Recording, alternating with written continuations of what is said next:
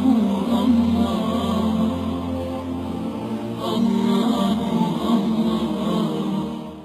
اللہ الرحمن الرحیم الحمد للہ رب العالمین والصلاة والسلام علی رسولہ امام المتقین وخاتم النبیین وقائد الغر المحجلین وعلی آلہ واصحابہ اجمعین اما بعد۔ محترم ناظرین، السلام علیکم ورحمۃ اللہ وبرکاتہ۔ پروگرام چھوٹی بات بڑی نیکی کے ساتھ رشید احمد حاضر خدمت ہے۔ آج کے پروگرام میں ہم ایک اہم معاشرتی پہلو کی طرف اپنے ناظرین اور سامعین کی توجہ مبذول کرانا چاہتے ہیں، اور وہ نیکی کا کام ایسا ہے جو واقعتاً ہمارے معاشرے میں بسا اوقات اس کو چھوٹا سمجھا جاتا ہے، اس کو بہت معمولی سمجھا جاتا ہے، لیکن اللہ کی نظر میں، شریعت کی نظر میں اس کی حیثیت بہت زیادہ ہے۔ اور وہ حیثیت اور وہ چیز، وہ بات، وہ کام کہ اگر دو مسلمان آپس میں کسی بات پر ایک دوسرے سے ناراض ہو گئے ہیں، کوئی چپقلش ہو گئی ہے، کوئی ناچاقی ہو گئی ہے، کوئی لڑائی جھگڑا، کوئی تناؤ پیدا ہو گیا ہے، تو اس تناؤ کو یہ دونوں فریقین خود بھی دور کرنے کی کوشش کریں، اور تیسرا شخص بھی یہ کوشش کرے کہ وہ ان کے اس تناؤ کو کم کرے، جس کو ہم دوسرے الفاظ میں مصالحت کہہ سکتے ہیں۔ شریعت کی اصطلاح میں اس کو اصلاح بین الناس کہتے ہیں، اصلاح ذات البین۔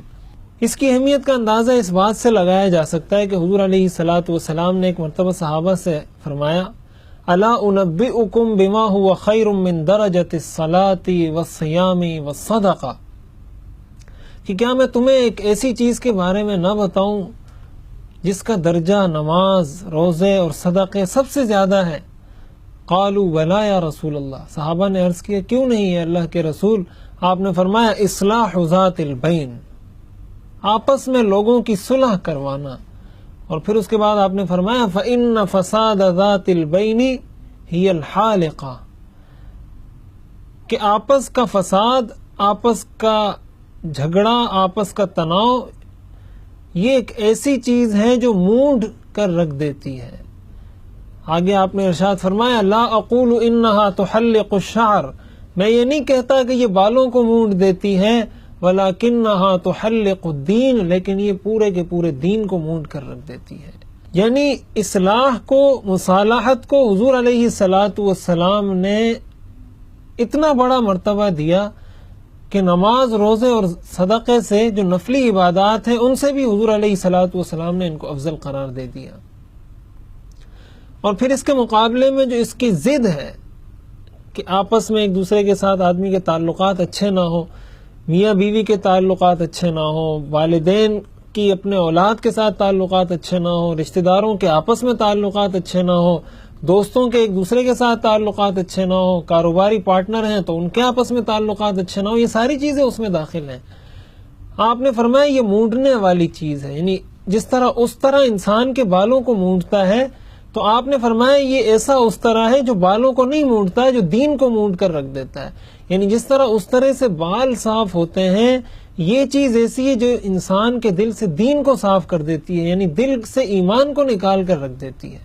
اور اس کی وجہ علماء نے یہ لکھی ہے کہ یہ ایک ایسی چیز ہے جو بہت سارے 9-10 کبیرہ گناہوں کا انسان اس کی وجہ سے مرتکب ہوتا ہے۔ ظاہر ہے انسان کی جس کسی کے ساتھ لڑائی ہوتی ہے، مثلا میاں بیوی کے آپس میں ناچاقی ہو گئی، اور بیوی جا کر میکے بیٹھ گئی اور شوہر یہاں بیٹھا ہوا ہے، اب اس ناچاقی کی وجہ سے کتنے گناہوں کا انسان مرتکب ہو جاتا ہے۔ بدگمانی گناہ کبیرہ ہے۔ بدگمانی کا مطلب کہ آدمی بغیر کسی دلیل کے کسی کے بارے میں کہہ دے کہ وہ میرے بارے میں یہ کہہ رہا ہے یا کہہ رہی ہے، یا میرے بارے میں یہ سوچ رہا ہے، یا میرے خلاف وہ یہ پلاننگ کر رہے ہیں، میرے خلاف یہ سازش کر رہے ہیں، دلیل کوئی نہیں ہے، بس کسی کو دیکھا 2 آدمی کھڑے ہوئے تو یہ کہے کہ اب یہ میرے بارے میں مشورہ کر رہے ہیں، میرے خلاف ہی کوئی بات ہو رہی ہے۔ دوسرا گناہ انسان کرتا ہے بد زبانی کا، انسان فحش گفتگو کرتا ہے، اپنی زبان سے گالیاں نکالتا ہے، یہ بھی گناہ کبیرہ ہے۔ اسی کے ساتھ ایک تیسرا گناہ ہوتا ہے تہمت کا، کہ انسان تہمت بھی لگا دیتا ہے بسا اوقات، یعنی ایک ایسا کام جو فریق مخالف نے نہیں کیا، مثلاً بیوی ہے تو وہ اپنے شوہر کے بارے میں ایسی باتیں کچھ کر دیں گی جو اس کے شوہر نے نہیں کی، تو تہمت یہ ایک اور گناہ ہو گیا۔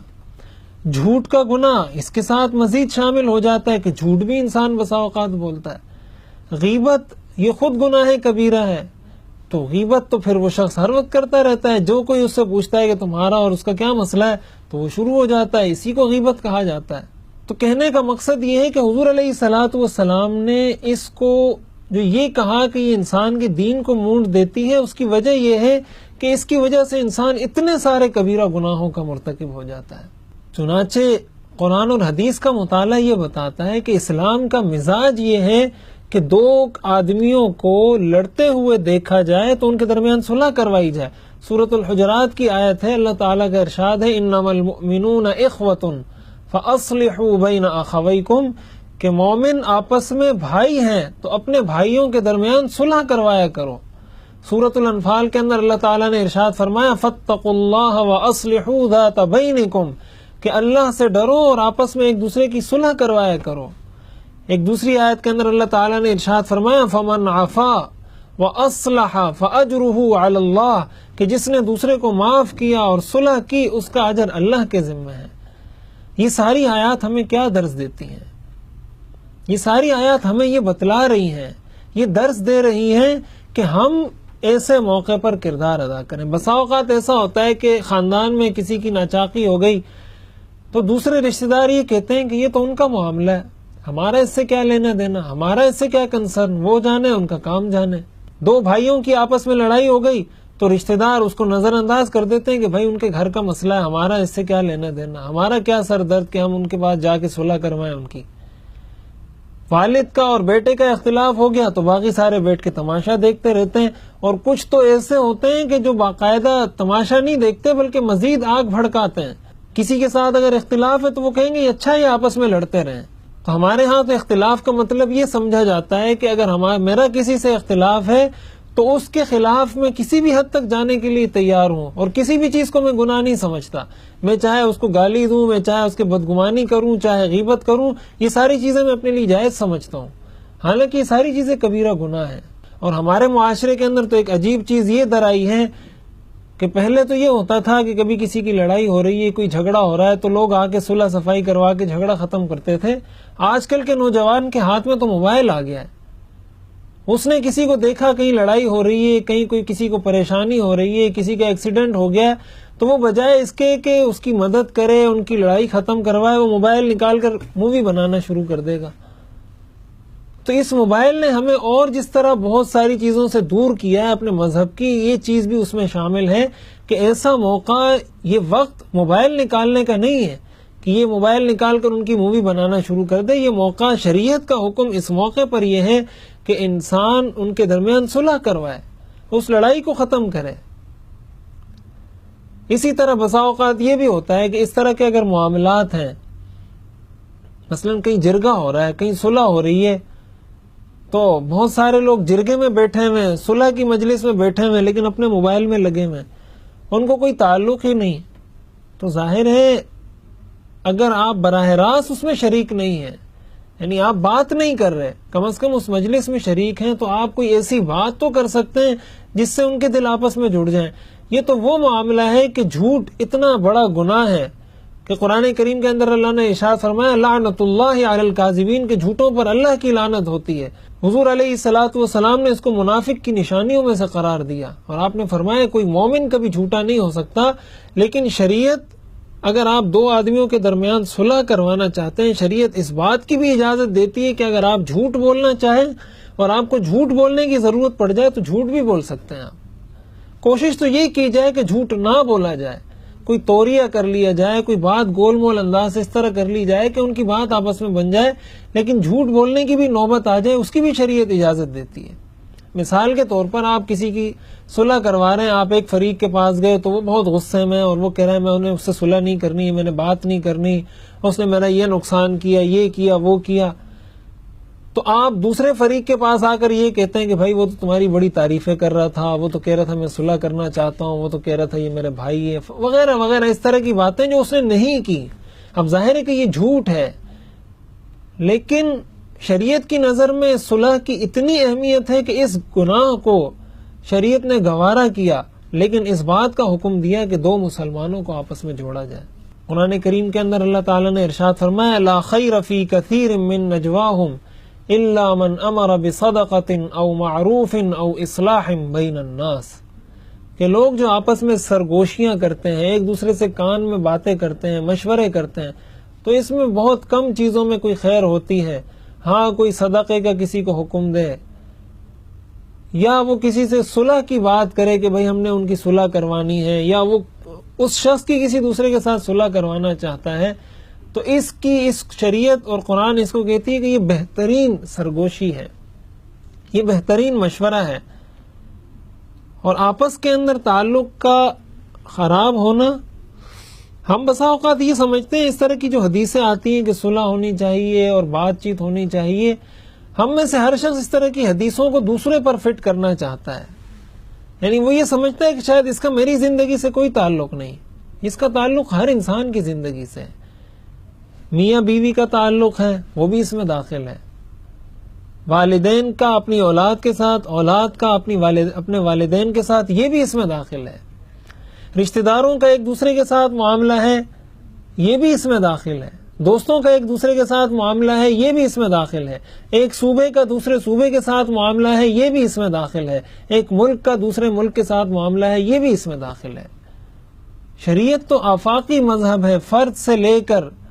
خاندان سے لے کر، معاشرے سے لے کر، ملک سے لے کر پوری دنیا کے لیے ہے۔ تو ہم میں سے ہر شخص اپنی زندگی پر غور کرے کہ مجھے کہاں کردار ادا کرنا چاہیے اور کہاں کہاں مجھ سے کوتاہی ہو رہی ہے۔ مستدرک حاکم کی روایت ہے، حضرت انس رضی اللہ تعالی عنہ فرماتے ہیں بینما نحن جلوس عند رسول اللہ صلی اللہ علیہ وسلم اذ ضحک حتی بدت ثنایاہ، کہ ہم حضور علیہ الصلوۃ والسلام کی مجلس میں بیٹھے ہوئے تھے کہ اتنے میں آپ مسکرانے لگے یہاں تک کہ آپ کے دانت مبارک ظاہر ہو گئے۔ اس مجلس میں حضرت عمر بھی تشریف رکھتے تھے۔ حضرت عمر رضی اللہ تعالی عنہ نے حضور علیہ الصلوۃ والسلام سے پوچھا بِأَبِي أَنْتَ وَأُمِّي يَا رسول اللہ مَا الَّذِي أَضْحَكَكَ، میرے ماں باپ آپ پر قربان ہو، کس چیز نے آپ کو ہنسایا؟ حضور علیہ الصلوۃ والسلام نے فرمایا رجلان من امتی جثیا علی الرکب، میری امت کے دو لوگ جو اللہ کے سامنے گھٹنوں کے بل چلتے ہوئے حاضر ہوئے، اور ان میں سے ایک اللہ سے کہنے لگا کہ اس شخص نے دنیا میں مجھ پر ظلم کیا تھا، تو آج میں اپنے اس سے اس ظلم کا بدلہ لینا چاہتا ہوں، اور اس ظلم کا بدلہ یہ ہے کہ اس کی جو نیکیاں ہیں وہ مجھے دے دی جائیں۔ تو اللہ تعالیٰ کہنے لگے، فرمانے لگے اس انسان سے وَمَاذَا تَصْنَعُ بِأَخِيكَ إِذَا لَمْ يَبْقَ عِنْدَ أَخِيكَ مِنْ حَسَنَاتِهِ شَيْءٌ، کہ تم اپنے اس بھائی کے ساتھ اب کیا کرو گے کہ اب تو اس کی کوئی نیکی بھی نہ بچی، یعنی وہ تو اتنے لوگوں کے ساتھ ظلم کر چکا ہے، اتنے لوگوں کے حق مار کر آیا ہے کہ اس کی نیکیاں لوگوں کو دے دے دے کر اب اس کے پاس کوئی نیکی ہی نہیں بچی، اب وہ آپ کو کس طرح بدلہ دے گا؟ حضور علیہ الصلوۃ والسلام نے فرمایا کہ اس آدمی نے اللہ سے کہا فَلْيَحْمِلْ مِنْ أَوْزَارِ، پھر وہ میرے گناہوں کا بوجھ اٹھائے، یعنی وہ مجھے نیکیاں نہیں دے سکتا تو میرے گناہ لے لے تاکہ میں جنت میں چلا جاؤں۔ جب اس موقع پر آپ اس بات پر پہنچے، حضرت انس فرماتے ہیں فَفَاضَتْ عَيْنَا، حضور علیہ الصلوۃ والسلام کی آنکھیں بہہ پڑیں، آپ کی آنکھیں چھلک پڑی، آپ رونے لگے، اور پھر آپ نے فرمایا اِنَّ ذَاكَ الْيَوْمَ لَعَظِيمٌ، کہ وہ دن بڑا عظیم ہے، وہ دن بڑا سخت ہے۔ اس پر اللہ تعالیٰ نے اس سے کہا کہ تم ذرا آنکھیں اٹھا کر اوپر کی طرف تو دیکھو۔ اس نے جب اوپر دیکھا تو ایک بہت بڑا محل سونے سے بنا ہوا اور جواہرات سے مرصع اور مزین،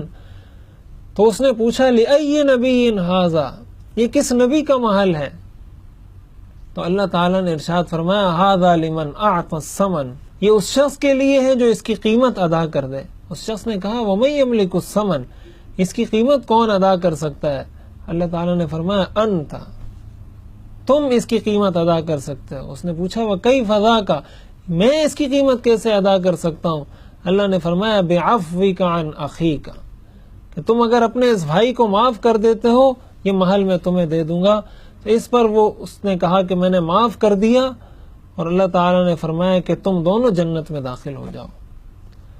تو حضور علیہ الصلوۃ والسلام جو مسکرانے لگے، آپ علیہ الصلوۃ والسلام نے پورا ماجرا دیکھا، اس پر آپ مسکرا رہے تھے۔ اس سے یہ پتہ چلتا ہے کہ اللہ کی نظر میں اس چیز کی کتنی اہمیت ہے کہ ایک مسلمان دوسرے مسلمان بھائی کو معاف کرے۔ چنانچہ ایک حدیث شریف کے اندر حضور علیہ الصلوۃ والسلام نے ارشاد فرمایا، لا يحل لمسلم ان يهجر اخاه فوق ثلاث، کسی مسلمان کے لیے جائز نہیں کہ اپنے دوسرے مسلمان بھائی سے 3 دن سے زیادہ قطع تعلقی کرے۔ فمن حجر اخاه فوق ثلاث فمات دخل النار، اگر کسی نے ایسا کیا اور وہ اس حالت میں مر گیا تو جہنم میں داخل ہوگا۔ ایک حدیث شریف کے اندر حضور علیہ الصلوۃ والسلام نے فرمایا، تفتح ابواب الجنت یوم الاثنین و یوم الخمیس، جنت کے دروازے جمعرات اور پیر کے دن کھولے جاتے ہیں، فیغفر لکل من لا یشرک باللہ شیئا، تو ہر اس شخص کی مغفرت کر دی جاتی ہے جو اللہ کے ساتھ کسی کو شریک نہیں ٹھہراتا، الا رجل بینہ و بین اخیہ شحناء، مگر وہ آدمی جس کے اور اس کے بھائی کے درمیان بغض اور عداوت ہو، اس کی مغفرت نہیں کی جاتی۔ فیقول انظروا حتی یصطلحا، انظروا حتی یصطلحا، انظروا حتی یصطلحا، کہ ان کا انتظار کرو یہاں تک کہ یہ آپس میں صلح کر لیں، ان کا انتظار کرو یہاں تک کہ یہ آپس میں صلح کر لیں، ان کا انتظار کرو یہاں تک کہ یہ آپس میں صلح کر لیں۔ تو آج اگر ہمارا کسی سے کوئی ایسا، اگر ہماری کسی سے کوئی لڑائی ہو گئی ہے، کوئی ناچاقی ہو گئی ہے، تو اس شخص کے ساتھ تو ہر آدمی احسان کرتا ہے، جو آپ کے ساتھ احسان کا معاملہ کرتا ہے آپ بھی اس کے ساتھ احسان کا معاملہ کریں گے۔ کمال تو یہ ہے کہ اس شخص کے ساتھ احسان کیا جائے، اس شخص کے ساتھ بھلائی کی جائے جس نے آپ کے ساتھ احسان نہیں کیا، جس نے آپ کے ساتھ برا کیا۔ حضور نے فرمایا، لیس الواصل بالمکافی، بدلہ دینے والا تو صلہ رحمی کرنے والا نہیں ہوتا، وہ تو بدلہ دینے والا ہوتا ہے۔ اصل صلہ رحمی، اصل حسن اخلاق اس چیز کا نام ہے کہ لوگوں سے درگزر کیا جائے۔ چنانچہ قرآن کریم کی آیات، حضور علیہ الصلوۃ والسلام کی احادیث ہمارے سامنے ہے۔ ایک مشہور حدیث ہے کہ شیطان اپنا عرش، اپنا تخت وہ پانی پر لگاتا ہے اور پھر اپنے چیلوں کو بلاتا ہے کہ تم نے کیا کیا، تم نے کیا کیا۔ تو ایک آ کر کہتا ہے کہ میں نے یہ گناہ کروایا، دوسرا کہتا ہے میں نے یہ گناہ کروایا، تیسرا کہتا ہے میں نے یہ گناہ کروایا۔ تو وہ سب کو کہتا ہے کہ تم نے کوئی خاص گناہ نہیں کروایا۔ ان میں سے ایک شیطان آ کر کہتا ہے کہ میں نے آج میاں بیوی کی لڑائی کروائی ہے۔ تو اس پر شیطان اپنے سر سے تاج اٹھا کر اس کے سر پر رکھتا ہے کہ تم نے اصل کام کیا ہے۔ تو بعض لوگ، قرآن کریم کی آیت میں جو آتا ہے نا، من الجنۃ والناس، بعض شیطان جنات کی شکل میں ہوتے ہیں، بعض شیطان انسانوں کی شکل میں ہوتے ہیں، اور مسلمان کو، انسان کو دونوں سے پناہ مانگنے کا حکم دیا گیا ہے کہ جو جنات کی شکل میں شیطان ہے، جو انسانوں کی شکل میں شیطان ہے، ان سب سے پناہ مانگنی چاہیے۔ ہمارے معاشرے کے اندر بھی ایسے لوگ موجود ہیں جو بجائے صلح کروانے کے میاں بیوی کو آپس میں لڑاتے ہیں، والدین کو اپنی اولاد سے متنفر کرتے ہیں، اولاد کو اپنے والدین کے سامنے لا کر کھڑا کر دیتے ہیں، رشتہ داروں کو آپس میں لڑوا دیتے ہیں۔ تو یہ تو وہ کام ہے جس سے شیطان خوش ہوتا ہے۔ کیا ایک مسلمان ایسا کام کر سکتا ہے جس سے وہ شیطان کو خوش کرے؟ جبکہ شریعت نے اس سے منع کیا اور بتایا کہ یہ وہ کام ہے جس سے شیطان سب سے زیادہ خوش ہوتا ہے۔ اس لیے بحیثیت مسلم ہمیں معاشرے میں اپنے کردار کو صرف نماز، روزے، حج، زکوٰۃ کی حد تک محدود نہیں رکھنا چاہیے کہ میں نے یہ سارے کام کر لیے تو اب میں مسلمان ہو گیا، بری ذمہ ہو گیا، اب میرے ذمے میں کوئی اور چیز نہیں، بلکہ ہمیں اپنا فرض نبھانا چاہیے۔ لوگوں کے اس طرح کے معاملات جس سے ان کے درمیان کوئی مشکل پیدا ہو رہی ہو، ان کے کوئی اختلافات پیدا ہو رہے ہوں، تو اس کے اندر اپنا کردار ادا کرنا چاہیے۔ چنانچہ حدیث شریف کے اندر آتا ہے کہ ایک مرتبہ ایک صحابی کا دوسرے صحابی کے ساتھ کوئی مالی معاملہ تھا اور وہ مسجد میں آپس میں ایک دوسرے سے بات چیت کر رہے تھے، یہاں تک کہ ان کی آوازیں بلند ہونے لگی۔ تو حضور علیہ الصلوۃ والسلام مسجد تشریف لائے اور اس صحابی سے اشارے کے ذریعے اس سے عرض کیا کہ اپنا آدھا حصہ معاف کر دو اس شخص کو۔ تو وہ صحابی کہتے ہیں کہ میں نے آدھا حصہ معاف کر دیا۔ تو اس سے معلوم ہوتا ہے کہ حضور علیہ الصلوۃ والسلام کیسی دلچسپی لیا کرتے تھے اپنے صحابہ کے ان معاملات میں جن معاملات کی وجہ سے آپس میں اختلافات پیدا ہوتے ہیں۔ جن معاملات کی وجہ سے آپس میں لڑائی ہوتی ہے اور تناؤ پیدا ہوتا ہے، اختلافات جنم لیتے ہیں، ایسے معاملے میں انسان کو دلچسپی لینی چاہیے، چاہے وہ فرد کا معاملہ ہو، ایک فرد کا دوسرے فرد کے ساتھ، یا وہ کسی خاندان کا معاملہ ہو، ایک خاندان کا دوسرے خاندان کے ساتھ، یا وہ کسی بستی کا دوسری بستی کے ساتھ معاملہ ہو، کسی شہر کا دوسرے شہر کے ساتھ معاملہ ہو، کسی ملک کا دوسرے ملک کے ساتھ معاملہ ہو۔ قرآن کریم کے اندر جو میاں بیوی کے ساتھ جو ان کی آپس کی زندگی کے طریقے بتائے گئے ہیں، اور اس میں یہ کہا گیا کہ اگر کوئی صورت نہیں نکل رہی صلح کی، پھر شریعت نے یہ حکم دیا فَإِنْ خِفْتُمْ شِقَاقَ بَيْنِهِمَا فَابْعَثُوا حَكَمًا مِّنْ أَهْلِهِ وَحَكَمًا مِّنْ أَهْلِهَا إِن يُرِيدَا إِصْلَاحًا يُوَفِّقِ اللَّهُ بَيْنَهُمَا، کہ ایک حکم اس طرف سے ایک حکم اس طرف سے بنا کر بھیجو، اور اگر یہ اچھی نیت کے ساتھ جائیں گے ضرور اللہ تعالیٰ ان کی بات میں اثر پیدا فرمائیں گے، اور اس کی برکت سے ان کی آپس میں صلح ہو جائے گی۔ تو یہ وہ چیز ہے جس کو مصالحت کہا جاتا ہے، جس کو اصلاح کہا جاتا ہے۔ بہت عظیم ہیں وہ لوگ جو اس معاشرے میں یہ کردار ادا کرتے ہیں کہ جہاں وہ کسی کو دیکھتے ہیں کہ ان کی آپس میں لڑائی ہوئی، جہاں وہ خاندانوں کو آپس میں دیکھتے ہیں کہ ان کے درمیان دوریاں پیدا ہو رہی ہیں، تو وہ اپنی کوشش کرتے ہیں، اپنی سعی کرتے ہیں، اور ان خاندانوں کو اور ان افراد کو قریب لانے کی کوشش کرتے ہیں۔ اللہ تعالیٰ سے دعا ہے کہ اللہ تعالیٰ ہمیں بھی ایسا ہی سچا اور پکا مسلمان بنائے۔ وآخر دعوانا ان الحمدللہ رب العالمین۔